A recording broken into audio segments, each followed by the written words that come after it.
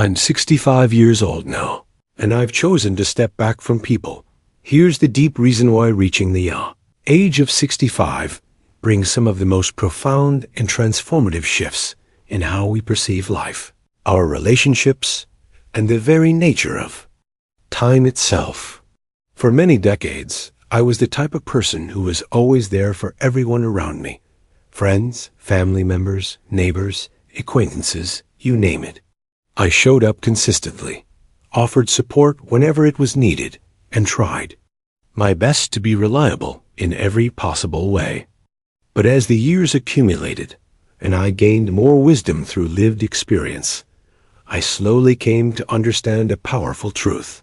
Not every single connection in life is truly worth the ongoing energy, effort, and emotional investment it demands too. Keep it alive and thriving. Now, at 65, I've realized that deliberately stepping back from certain relationships isn't rooted in any bitterness, anger, or lingering resentment. Truly valuing the limited time I have left and directing my focus toward the things and people that genuinely matter most in this beautiful yet fleeting journey of life. In this heartfelt video, I'll openly share the meaningful life lessons that guided me to this place of clarity and calm.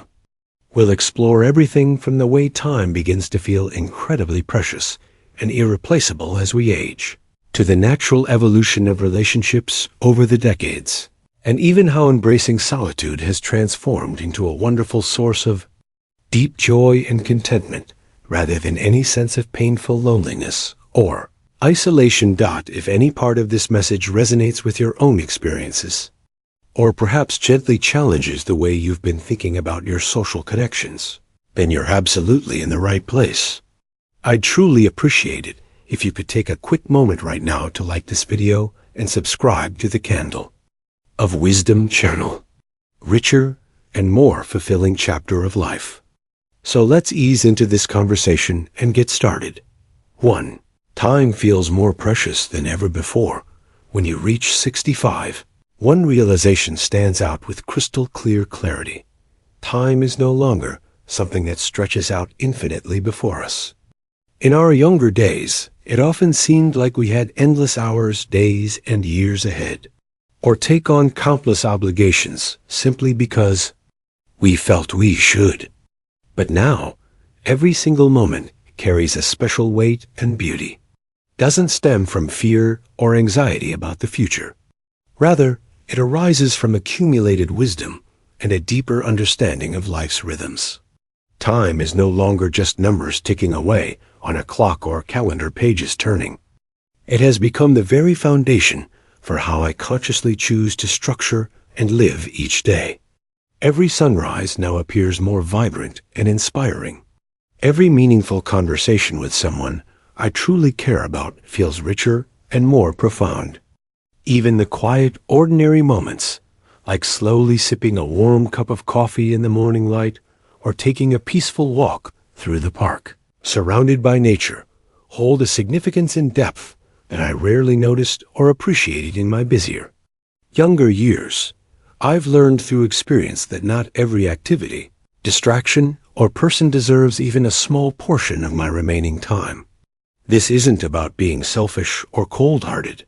It's simply practical and wise. As we grow older, it becomes essential to pause, reflect, and honestly ask ourselves, is this interaction or commitment truly worth my precious energy? Does it bring real joy and fulfillment? Does it align beautifully with my core values and the kind of life I want to lead? If the honest answer is no, then I gently let it go without guilt. The truth is clear. Any time spent on things or people that don't add value is essentially time being taken away from the experiences, passions, and connections that do nourish the soul. One practical way I've embraced this mindset is by simplifying my social world considerably. I no longer automatically say yes to every invitation that comes my way, nor do I force myself to engage in shallow, surface-level conversations just to appear polite or keep up appearances. Instead, I intentionally seek out those rare, authentic connections where I can be completely myself where conversations flow naturally, and where the other person respects and values my time just as much as I do. A warm, meaningful chat over a cup of tea with a true friend always feels infinitely better than attending a large, crowded gathering where I might end up feeling unseen or drained. This approach isn't about cutting myself off from the world entirely. Time has become a trusted, gentle companion that encourages me to slow down, savor every experience fully, choose my engagements with care, and release anything that no longer serves my well-being. If you're beginning to have similar thoughts and feelings at your stage of life, please know you're far from alone in this. There is no rigid rulebook for how we should spend our time as we age. What I've discovered is this: focus intently on what truly matters. Time isn't defined by how much of it remains. It's defined by how meaningfully and intentionally we choose to use it. Protect it fiercely. Fill it with purpose, tranquility, and the kind of people who genuinely uplift your spirit. Once you begin treating time as the rare treasure it truly is, your entire existence transforms into something far more beautiful and satisfying. 2. Relationships naturally change, and so do we as the years continue to pass. Relationships inevitably evolve right alongside us. At 65, I've come to peacefully accept one of life's harder truths. Not every relationship is designed to last an entire lifetime, and that's perfectly okay. It doesn't represent failure or personal shortcomings. It's simply the natural flow of life progressing forward in its own mysterious ways. In my younger years, I held on to the belief that all relationships required constant, active effort to survive and thrive. I remembered every important date, attended nearly every gathering, no matter how I felt, and reached out regularly, even when I was emotionally exhausted. I thought that being perpetually available made me a good friend, a caring neighbor, or a devoted family member. But through many years of real-life experiences, some joyful and uplifting, others challenging and painful, I realized an important distinction. Not all relationships are created equal. Some nurture and energize your spirit, while others slowly deplete your energy and inner resources. This gradual shift happened over time. I've felt the sting of being hurt by people I deeply trusted. I've experienced disappointment from those I relied on. I've even watched certain family ties naturally drift apart as our individual paths diverged. For a long while, I internalized these changes and wondered what I might have done differently, or whether I could have tried harder. Today, my perspective has softened and matured. People change. I have changed too. Sometimes the most compassionate and healthy choice is simply to allow things to evolve and let go with grace. One of the most liberating insights has been learning to nurture only those relationships that feel truly mutual and balanced. A healthy connection isn't one-sided, where you constantly give without receiving support in return. It's built on reciprocity, mutual listening, genuine care, shared light, and emotional nourishment. As I've aged, my circle of close connections has naturally become smaller, yet what remains is far richer, deeper, and more meaningful than ever before. The friends and family who stay are those who truly see me, accept me fully, and add real joy to my everyday life. I no longer expend energy trying to force or maintain connections that no longer fit who I am today. Sure, there are occasional waves of nostalgia when I remember old friends or family members whose lives have taken different directions. But instead of regret, I now feel sincere gratitude. Those past relationships played their important roles. They taught valuable lessons, created lasting memories, and helped shape the person I am. They were meaningful chapters in my story, even if they're no longer part of my present daily life.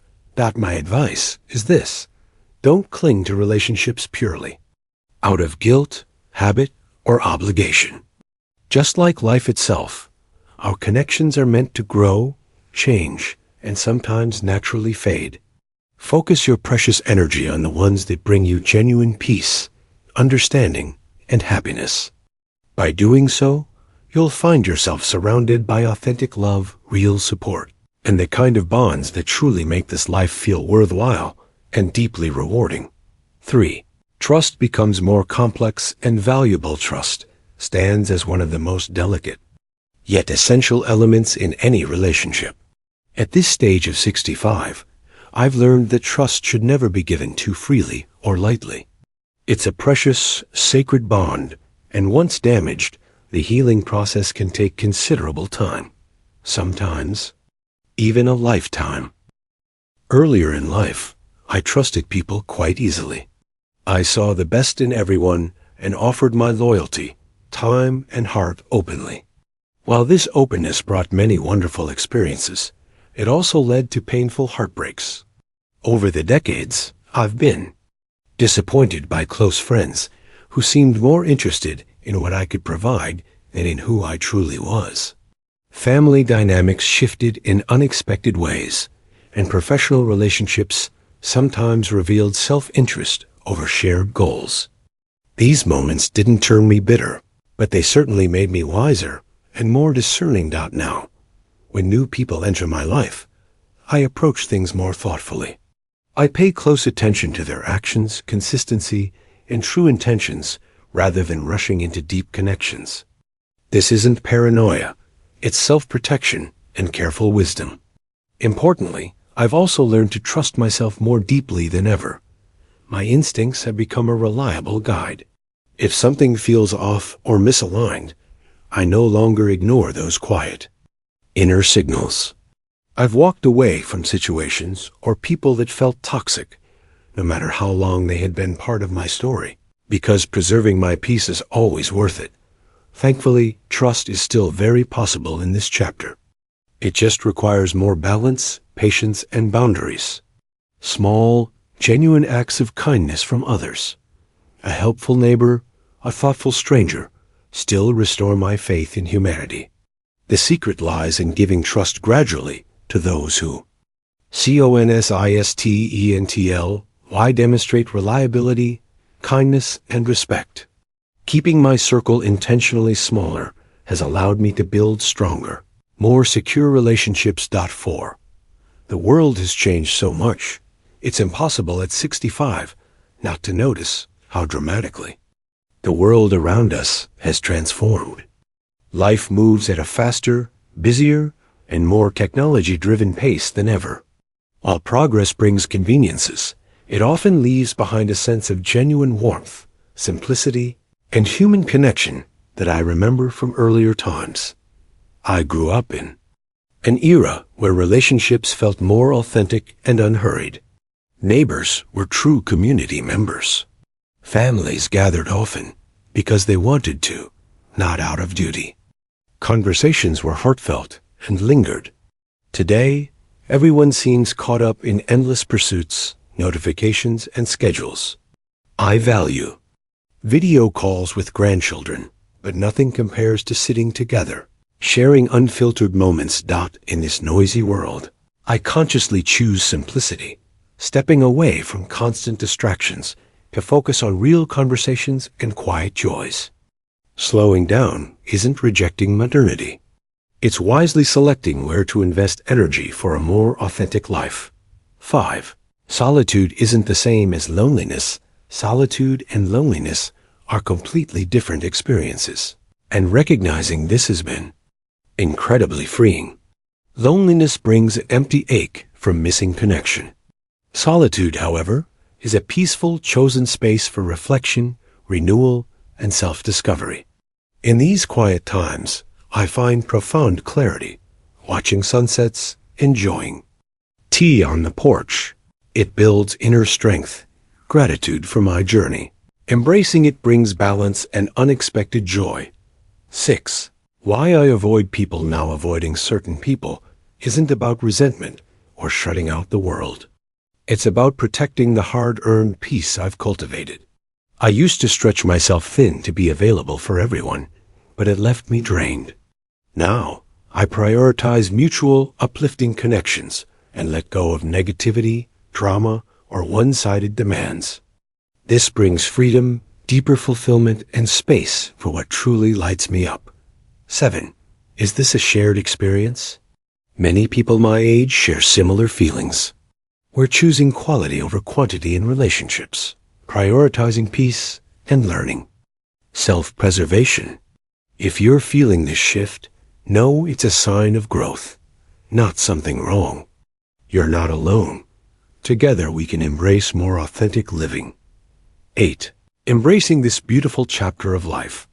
This stage isn't about endings, but new beginnings filled with simplicity, reflection, and freedom. I savor small pleasures, reflect with gratitude, and look forward with quiet excitement. Life's richness comes from quality moments, not endless obligations. In closing, avoiding unnecessary social drain at 65 is about intentionally protecting peace and focusing on what matters, meaningful bonds, inner calm, and gratitude. This chapter. Thank you for joining me on this journey. If it touched you, like, subscribe, and share your thoughts below.